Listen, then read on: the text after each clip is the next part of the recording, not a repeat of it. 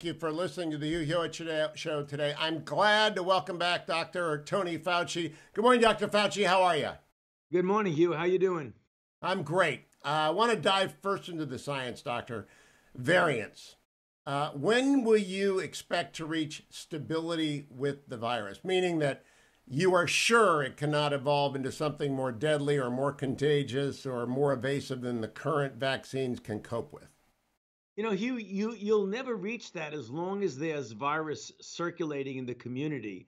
Viruses don't mutate unless they replicate. If you prevent their replication by suppressing the spread in the community, at that point you'll reach the area where you're talking about, where it's not going to change any. But as long as there's, like right now, we have in our own country about 50,000 new infections each day. With that much viral dynamics going on, there's always the threat and the reality of the evolution of variants. So the best way to stop this is to just suppress the virus to a very, very low level. Now, doctor, I don't think people talk about worst case scenarios much, probably because there's not much upside in scaring people, but I believe in transparency. The book, The Great Influenza, pointed out to me, and I didn't know this, that the 1918 influenza went through 12 iterations in the summer of 18, but it actually got started in 17. When will we be, do you think will be past a danger point in the virus's ability to go very bad for very many people? Yeah, great question, Hugh. And that's the reason why we often say a global pandemic requires a global response, because even if we, and I believe we will, within quite a reasonable period of time, suppress the virus in this country and in places in the developed world, the European Union, Canada, Australia, etc., where there's the resources to vaccinate essentially the entire population, then you could get good suppression and feel comfortable. However, as long as there's virus replicating in a robust way anywhere in the world, there's always the danger that mutants and variants will evolve and ultimately get back to whatever country successfully suppressed it. So that's the reason why you're hearing a lot about a global effort to suppress this, because we've got to suppress it throughout the entire world. Because if you're doing fine in this country, and then there are regions of the world where there's outbreaks, the virus is going to continue to mutate. And ultimately, because of the extraordinary extensive travel we have throughout the world, it's ultimately going to get back to the countries that suppressed it. So that's the reason why we should have a commitment, and we do, through a number of mechanisms, including COVAX, to make sure that virtually all the countries in the world will have the capability of suppressing it. So, Dr. Fauci, what happened in 1918 when it eventually went away? Even though we didn't have the vaccine, we never got a vaccine for 1918, but it eventually faded away, even though it circulated around the world. What happened there that we can't rely on happening here? Well, the only trouble with that, Hugh, is that it killed between 50 and 100 million people worldwide in a population that was 1/3 the size of the global population now, which means that would be equivalent to killing between 150 and 300 million people. So when you just ravage the world like that, after a while, you run out of susceptible hosts, you get herd immunity, and that's it. We don't want to go there.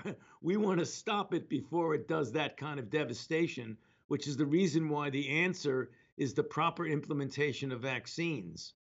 Now, so, doctor, is it still a possibility that such a ravaging could occur? I believe it is, but I'm not a scientist. I just talked to my official toxicologist, who's a relative, who says, you can't rule it out. I don't know if it's 5 or 10%, but you can't rule it out. Can you rule it out? You know, you never could rule those things out, but the likelihood of that happening is extraordinarily low, given the fact that we have multiple highly efficacious vaccines.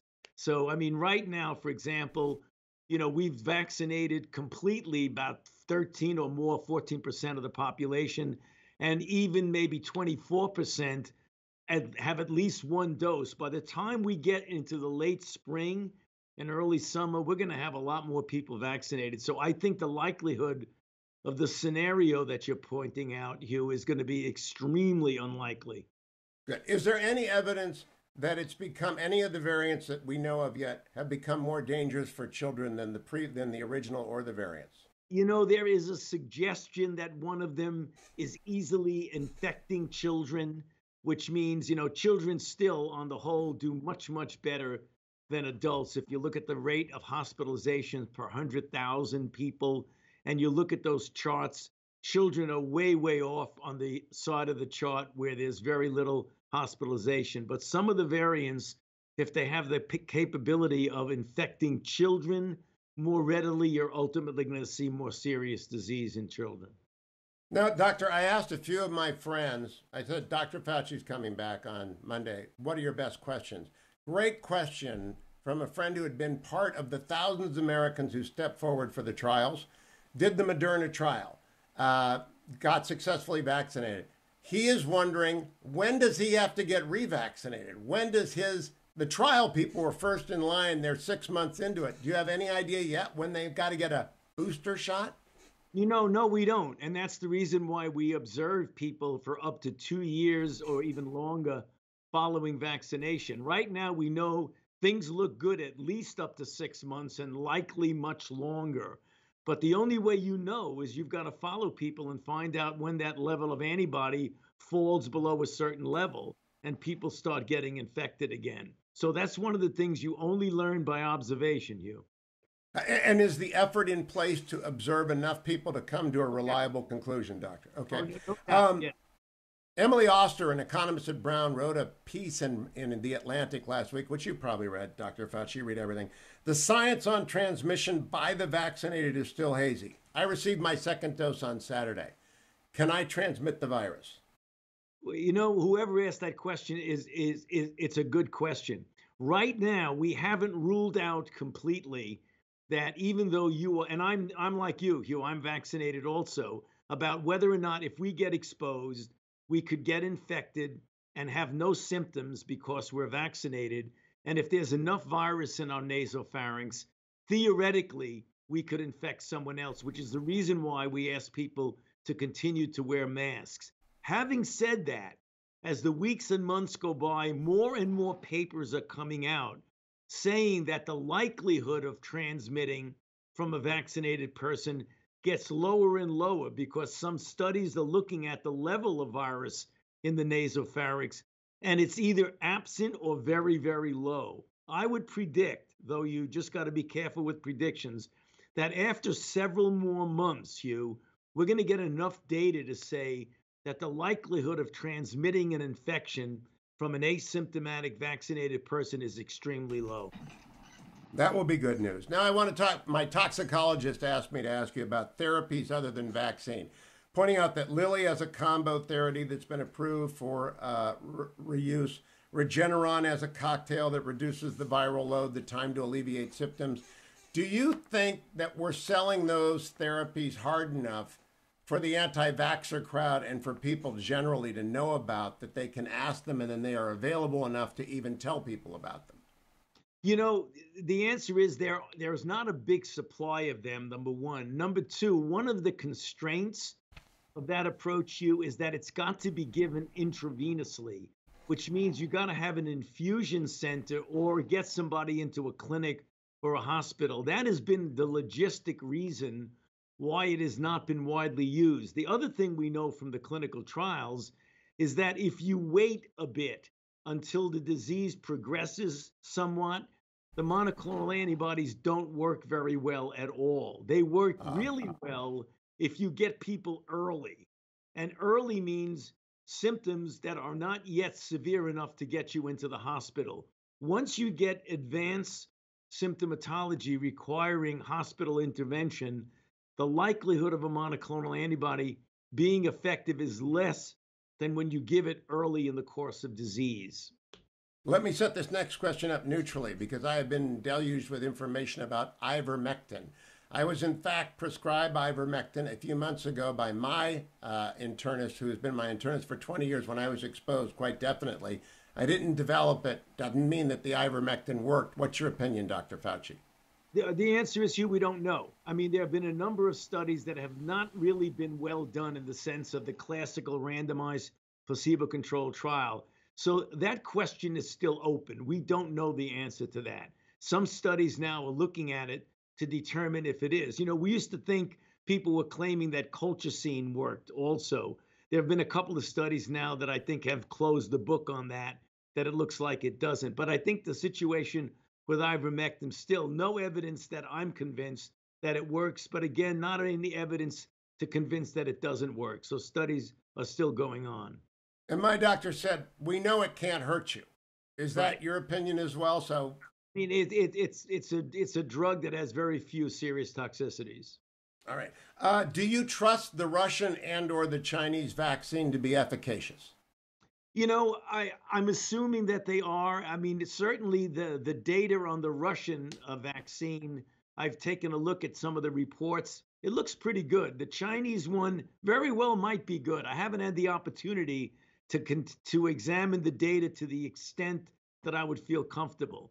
But the Russian one, I believe, is quite effective. Well, that's interesting. Now, the Wall Street Journal on Friday, doctor, reported that China resisted international pressure for an investigation it saw as an attempt to assign blame, delayed the probe for months, secured veto rights over participants, and insisted its scope encompass other countries as well, the journal found. If the Chinese can exercise that kind of authority over the WHO, is the WHO efficacious for determining the origins? Well, again, Hugh, a good question. And that's one of the reasons why when we went back into WHO, I had the opportunity, as you might recall, on the first day of President Biden's tenure as president, he had asked me to address the executive board of WHO and announce we're coming back in and we're going to resume our responsibilities regarding support. But one of the important points in my statement was that we were very serious about reforms of WHO. So we want to get back in. We feel that it is a necessary organization. The world needs a WHO, but they do need reforms. And the reforms relate to what you just said, that there cannot be undue influence by any country on decisions of WHO. It's got to be based purely on considerations of global health. Now, I know you're not an international investigator, but from what you've read, do you believe that the People's Republic of China presently has undue influence over the WHO? I don't think as much as people are saying, Hugh. I mean, there's a big story. People talk about that, but I don't believe that that's the case. It may have been in the beginning, but I don't see that right now.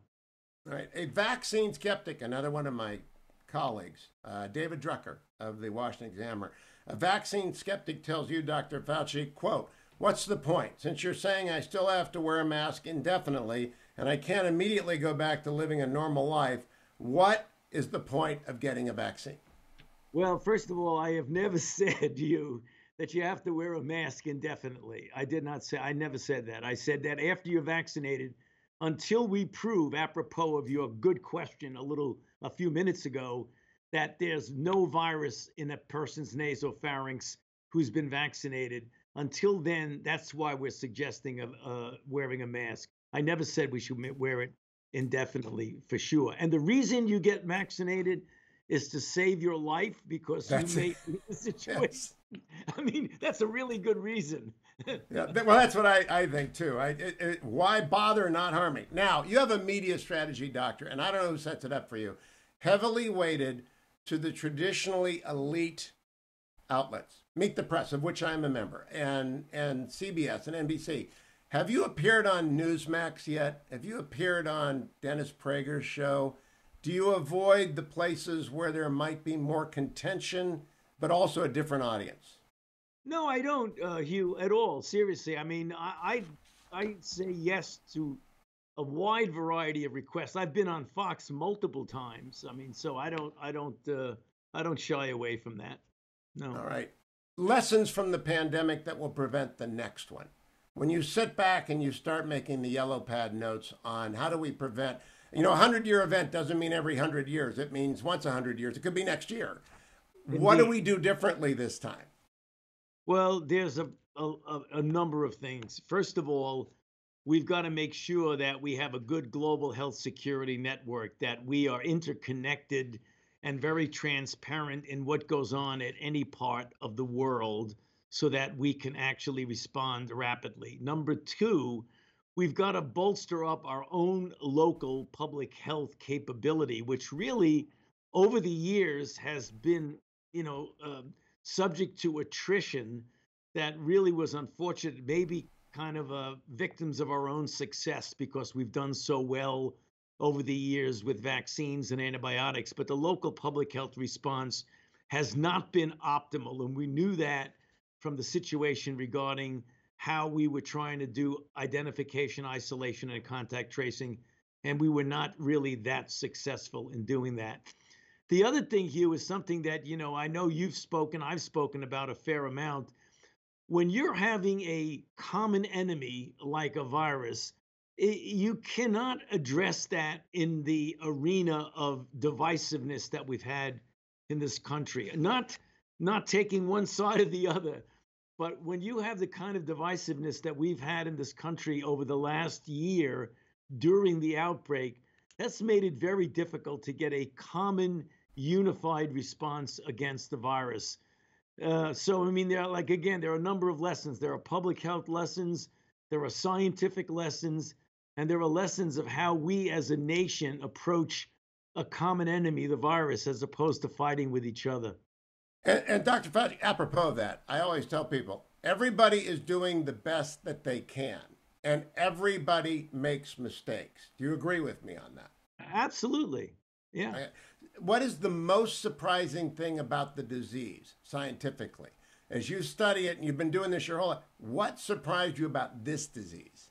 Yeah, a characteristic of the disease, Hugh, that was unique, puzzling, and then when we really were found out about it, it really changed the approach that we took. And that is, you have a disease that has the capability of already killing 535 or more thousand people in the United States, a deadly disease for people who are susceptible, the elderly, and those with underlying conditions. At the same time, about 1/3 to 40% of the people have absolutely no symptoms. We've just never seen anything like that before. Usually when you have a disease that kills these many people, you may have a small fraction of people don't have symptoms, but not 40%. The other thing that has really puzzled us early on, but now we know it very clearly, is that between 50 and 60% of all the transmissions come from someone who has no symptoms. So you get infected from somebody who has no symptoms. Generally, when you have respiratory infections, historically, the outbreaks are driven by people who have symptoms. Occasionally, you get a small percentage of the transmissions are from people with no symptoms. But to have 50 to 60% of all the transmissions coming from someone without symptoms makes it very difficult to really appreciate the under the radar screen spread in the community. And that's where we really got hit badly, because that was going on in our country to a much greater extent before we really fully realized what was going on. Dr. Fauci, why are obese people so susceptible? I understand heart disease, but I do not understand obesity. That's a great question. I think it's a couple of things. I think it's the mechanical movement of the diaphragm to expand and contract your lungs. And we know that because people do better when you put them prone as opposed to supine. So one of the things that obese people have, they don't have the capability of easily inhaling and exhaling because of the constraints on their plasticity of the lung. That's one of the things. The other thing, I believe, is that obese people, particularly morbidly obese people, have a much higher rate of the other underlying comorbidities which get a serious outcome. That's diabetes, hypertension, heart disease. The incidence in a morbidly obese person of those other diseases is much higher than the general population. Ought we to have begun last year? Ought we to begin now an effort to get people to lose weight? Yeah, I mean, obesity is an epidemic in this country, Hugh. I mean, that's really one of the unfortunate situations. And there are so many reasons for that, that date back from the time a person is a child, the kind of diet that they get exposed to. That's something, and it's particularly disproportionate in certain demographic groups. I mean, African American and Latinx population clearly, almost certainly related to the lack of accessibility early on when they're children of a completely varied and healthy diet. Okay, I'm wrapping up, Doctor, because I don't want to take too much of your time. Sunk costs are an economic term. They are very hard for people to deal with. If you're studying the data, have you led to any conclusion on lockdowns? Because we have some states like California that went in hard for lockdowns. They're not doing any better. Indeed, they might be doing worse than Florida, which did not go in for lockdowns at all. So the sunk costs on lockdown are enormous and prevent people from dealing with it objectively. But you understand sunk costs. Did we make mistakes on lockdowns? Hugh, I don't think so. I think the lockdown situation is really very complicated because there have been some states that said they locked down. And when you look at the actual, tracking them on GPSs about how much they locked down, it isn't nearly as much as was claimed. In fact, they did a comparison of the European lockdown versus the United States lockdown. And they did it by GPS. How many people go to the stores? How many people go to the parks? And when Europe locked down, they locked down a heck of a more strictly than we did. And it has efficacy. You Yeah, believe it worked. yes, it does. I mean, it has efficacy in suppressing the outbreak, but it also, as you say, and I agree, has significant economic consequences. All right, two more questions. One's just a historical factor. A new book out by Josh Rogan suggests that in a late January meeting, Pottinger and O'Brien wanted a shutdown of China inbound. You and Mnuchin were opposed to it. Is that correct? No, I think that simplifies the discussion. So, I mean, I often get that, but people say, I said, no, don't do it. That's not the case. I had brought up the point historically, when you're trying to shut down a country during an outbreak, sooner or later, it gets spread throughout the world and you shut down this country and it comes in from another country. I never said I was against shutting down. I was giving a caveat about being careful. If you shut down, as a matter of fact, you may not get the total effect you want. When the president decided that he was going to shut down, I agreed with that at that point. I just gave a caveat about being careful when you do it. But as all of a sudden the history has evolved, everybody says I was against shutting down. I wasn't. I was giving some cautionary warnings about it. All right. My very last question is high science. It has to do with the Wuhan lab at which this is suspected of escaping. They were doing something called gain of function research. I know you know what that means. It took me a long time to get my lawyer arms around it. Did the NIH support gain of function research? It sounds very dangerous to me.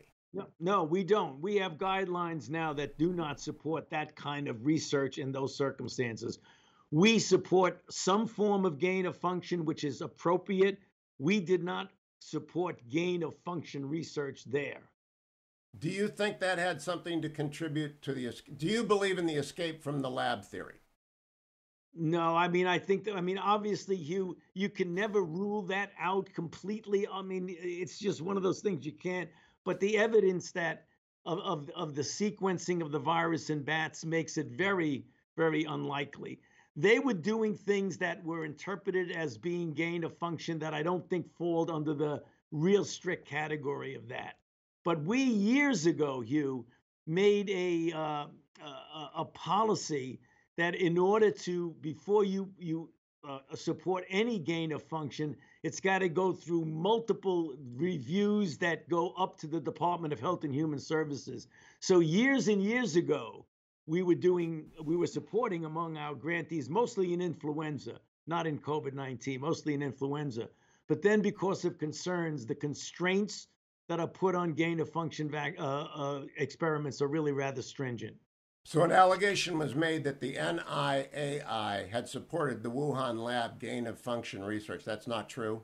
We supported by a subcontractor. We gave a grant to a person in the United States who subcontracted a collaboration with Wuhan, but that was not gain of function research.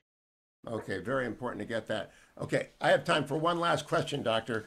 I'm now vaccinated. Can I go see my grandkids? Yes, as long as your grandkids are healthy and don't have an underlying condition that would make them really seriously at risk if they got infected. If they're healthy young grandkids, you can go see them without a mask in their home. Have fun. You made my day, doctor. Thank you for your time. You're always generous. Keep doing the good work.